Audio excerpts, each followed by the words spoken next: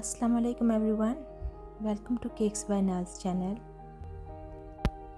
Today I baked this really beautiful and 8-inch buttercream cake with red roses and pearls. I'm so pleased how it turned out.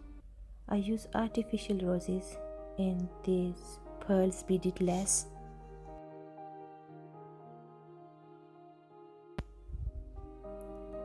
I'm using edible glue to stick the lace on the cake.